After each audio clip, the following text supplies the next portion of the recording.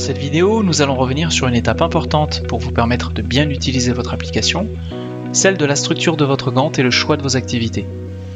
Avant de pouvoir saisir les tâches ou les importer et de réaliser une planification sous contrainte, il faut se poser la question de la restitution de vos informations.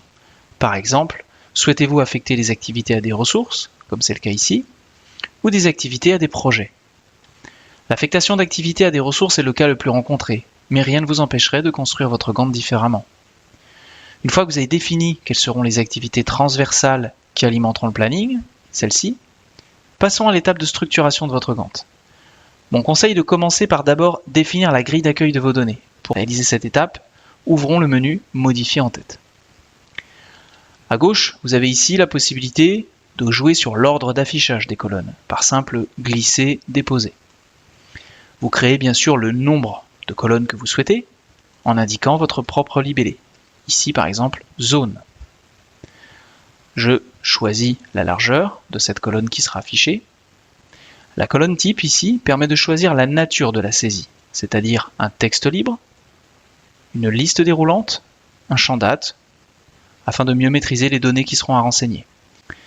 Je vais donc choisir liste, et j'ai créé auparavant une liste zone à 3 entrées. Je la vois apparaître ici dans ma proposition, je la sélectionne. Autre paramétrage utile, le niveau. Dans ma ligne, la colonne atelier, j'ai choisi un niveau 1. J'ai en fait créé un premier niveau d'arborescence que je retrouve dans mon Gantt, ici et sur les autres activités. Nous pourrions ainsi recréer une arborescence à plusieurs niveaux capable de mieux segmenter et simplifier la présentation d'un Gantt très détaillé. Je sauvegarde ces choix. Je vois la colonne zone qui vient d'apparaître. Et lorsque la structure du Gantt paraît satisfaisante et aboutie, il ne me reste plus qu'à ajouter les lignes, c'est-à-dire les ressources pour alimenter le planning.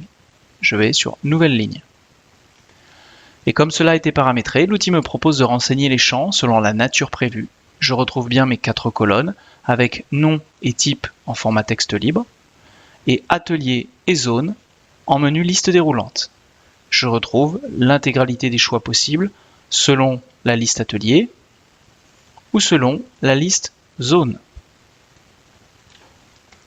Je vais renseigner.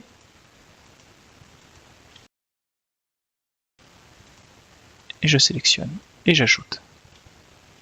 Voilà, je viens de retrouver ma nouvelle ligne créée ici. En synthèse, la création en elle-même de la structure de votre Gantt est une opération simple et d'autant plus rapide qu'une réflexion amont du modèle aura bien été faite. Un temps est d'ailleurs prévu avec nos équipes sur cette partie lors de l'initialisation de tout nouveau projet. D'ici là, je vous invite à demander votre accès gratuit. La version d'évaluation de Planilog est faite pour ça. Merci de votre attention et à bientôt sur planilog.com pour d'autres vidéos.